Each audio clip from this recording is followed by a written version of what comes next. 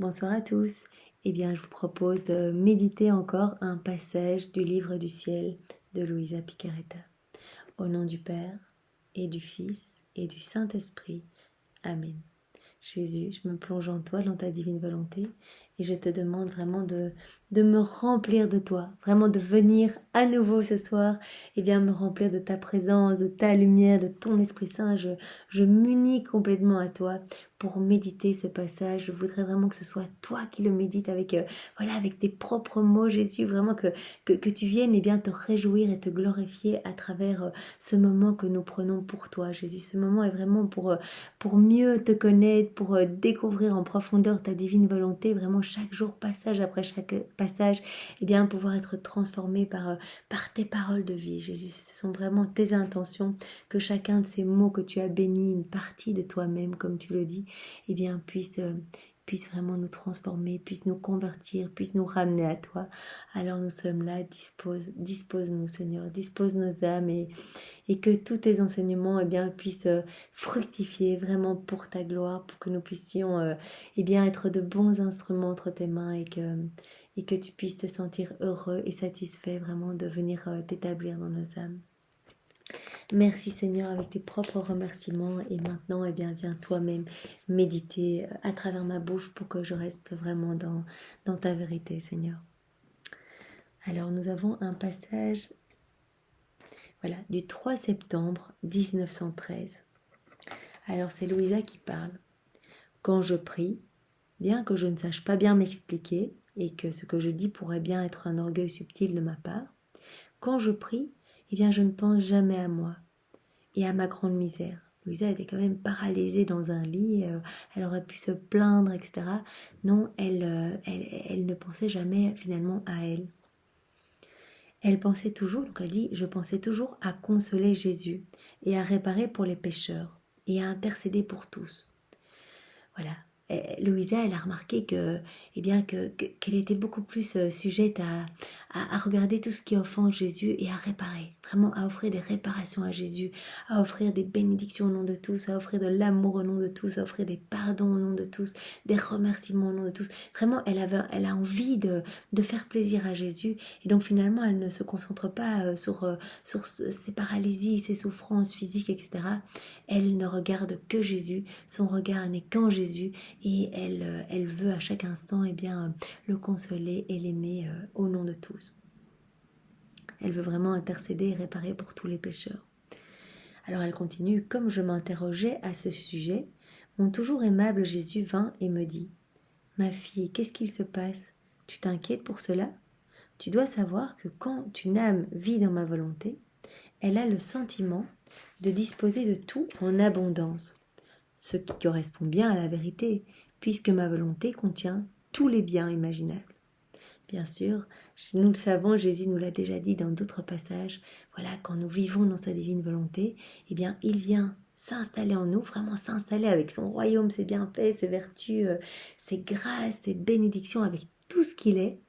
Le Père vient également s'installer, le Saint-Esprit, donc on a la Trinité toute sainte dans notre âme, donc c'est magnifique avec tout ce que constitue Jésus, mais magnifique tous ses actes, tout est là, on peut vraiment se servir. Et tout est là en abondance, c'est bien fait en abondance, la source d'amour en abondance, tout. Et donc il dit, mais effectivement ça correspond vraiment à la vérité, les âmes qui vivent dans ma divine volonté ont une impression vraiment d'avoir tout, de disposer de tout, sans limite, en abondance. Il dit, ben voilà, c'est vrai, c'est moi qui m'installe et je leur donne tout, elles peuvent se servir. Il s'ensuit que l'âme qui vit dans ma divine volonté sent le besoin de donner. Elle sent le besoin de donner plutôt que de recevoir. Il s'ensuit qu'elle sent qu'elle n'a besoin de rien et que si elle veut quelque chose, elle peut tout prendre. Elle peut prendre tout ce qu'elle veut sans même me le demander. Eh bien oui, l'âme qui vit dans la divine volonté, si elle a besoin de la paix, elle vient prendre la paix de Jésus, elle vient demander à Jésus d'être en paix en elle. Si elle a besoin du pardon, c'est Jésus qui vient pardonner à travers sa bouche. Si elle a besoin du calme, elle prend le calme de Jésus. Si elle a besoin des bénédictions de Jésus, elle peut les prendre. Et donc en fait finalement, elle peut reprendre même tous les actes d'amour de Jésus lors de sa rédemption. Vraiment, elle peut avoir accès à tout. Lorsque nous méditons les heures de la Passion, eh bien, nous reprenons finalement tous les fruits que Jésus a acquis avec chacune des heures de sa Passion. Et vraiment, nous venons en baigner nos âmes. Et bien sûr, nous ressentons le besoin de partager cela partout autour de nous, de venir vraiment déposer de la paix partout dans tous les cœurs, déposer de l'amour, de la joie, de venir plonger les âmes dans la divinité de Jésus, dans son humanité, dans sa volonté, dans son sang, dans vraiment recouvrir toutes les âmes du sceau de la divine volonté, etc. Donc il dit vraiment, les âmes qui s'immergent en moi, qui s'unissent à moi, et bien comme elles ont tout en abondance, elles ressentent vraiment le besoin de partager, de donner. Elles ressentent beaucoup plus ce besoin de donner que de recevoir, puisqu'elles sont déjà tout. Alors Jésus continue, comme ma volonté a un penchant irrésistible à donner, eh bien l'âme n'est heureuse que quand elle donne. Et plus elle donne, plus elle a soif de donner. Cela l'ennuie quand elle veut donner et qu'elle ne trouve personne à qui donner.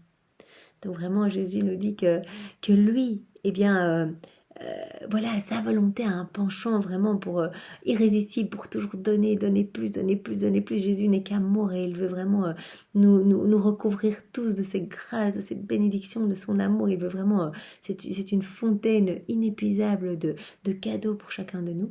Eh bien, lorsque nous invitons Jésus dans notre cœur, nous allons bien ressentir cette même soif de donner. Et au plus nous allons donner, au plus nous allons avoir envie de donner, toujours plus, donner, donner, donner.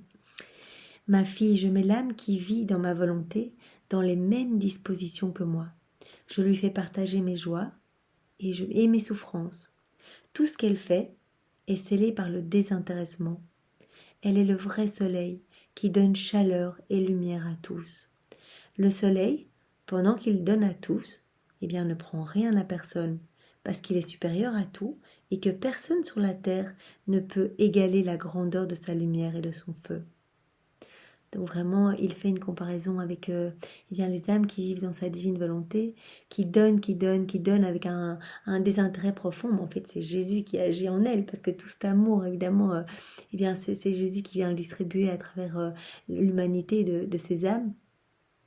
Eh bien, il compare ces âmes à vraiment des soleils, au soleil qui donne vraiment sans rien demander. Et voilà, parce que personne, personne ne pourrait égaler sa grandeur et sa lumière. Il est au-dessus de tout et il donne, il donne, il donne. Si les créatures pouvaient voir une âme qui vit dans ma volonté, elles la verraient comme un majestueux soleil, faisant du bien à tous. Plus encore, elles me reconnaîtraient dans ce soleil. C'est vraiment Jésus qui fait cela. Vraiment, nous, si on essaie de vivre dans la divine volonté, on n'a aucun mérite parce que c'est Jésus qui vient tout faire en nous. Vraiment, nous, on est néant sans Jésus. Il suffit qu'on le quitte du regard une journée, une heure, et déjà on chute misérablement. On est recouvert de noirceur, de péché. On ressombre éternellement dans les mêmes vices, dans les mêmes choses horribles. Mais quand on s'unit à Jésus, eh bien, notre noirceur devient lumière. On devient un peu lumière avec Jésus, parce que c'est lui qui vient éclairer toute notre âme, et à travers notre âme, qui vient éclairer tous les autres autour de nous, et qui vient donner son amour à travers nous, mais comme un soleil qui distribue, sans intérêt, vraiment dans un désintérêt total. Plus encore, elle me reconnaîtrait dans ce soleil. Donc c'est vraiment Jésus qui agit à travers les âmes qui vivent dans sa divine volonté. Un signe que l'âme vit vraiment dans ma volonté, c'est qu'elle sent le besoin de donner. Et il continue, il finit, il dit à Louisa, as-tu compris?